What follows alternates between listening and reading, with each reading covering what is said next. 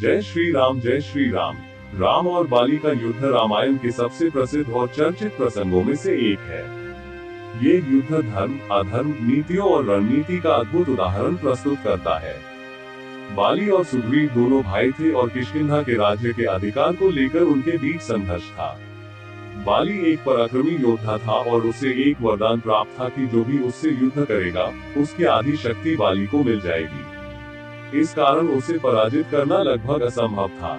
एक समय बाली और मायावी नामक राक्षस के बीच युद्ध हुआ। वह राक्षस एक गुफा में जाकर छिप गया और बाली उसे मारने के लिए गुफा में चला गया।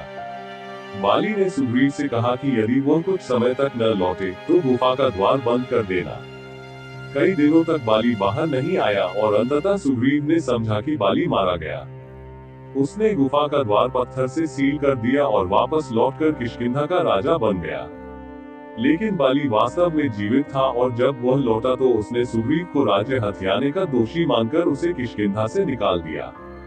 सुग्रीव जान बचाकर ऋषिमुख पर्वत पर आ गया, क्योंकि वहां बाली आ नहीं सकता था। उसे एक श्राप था कि यदि वह इस पर्वत पर आएगा तो मृत्यु को प्राप्त होगा। वनवास के दौरान भगवान श्री राम और लक्ष्मण की भेंट सुग्रीव और उनके मित्र हनुमान से हुई।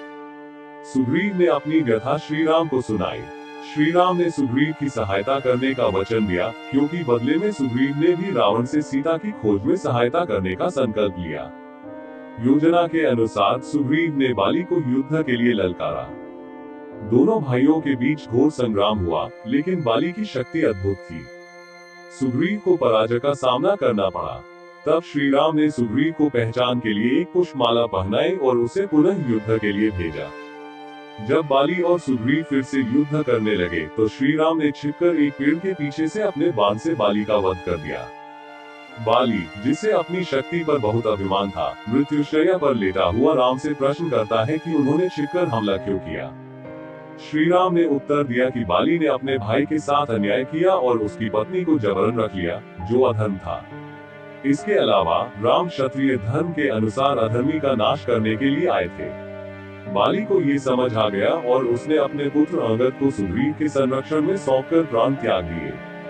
बाली की मृत्यु के बाद सुग्रीव किष्किंधा का राजा बना और फिर राम की सहायता से वानर सेना का गठन किया गया, जिसने आगे चलकर लंका विजय में महत्वपूर्ण भूमिका निभाई। ये युद्ध नीति, न्याय और धर्म की विजय का प्रतीक है। श्री राम ने ये सिद्ध किया कि अधर्म चाहे कितना भी बलशाली क्यों न हो, सत्य और धर्म की विजय अवश्य होती है। जय श्री राम, जय श्री राम। दोस्तों, ये कहानी कैसी लगी? अच्छी लगी तो लाइक करें, चैनल पर पहली बार है तो सब्सक्राइब करें। धन्यवाद, नमस्कार, जय हिंद।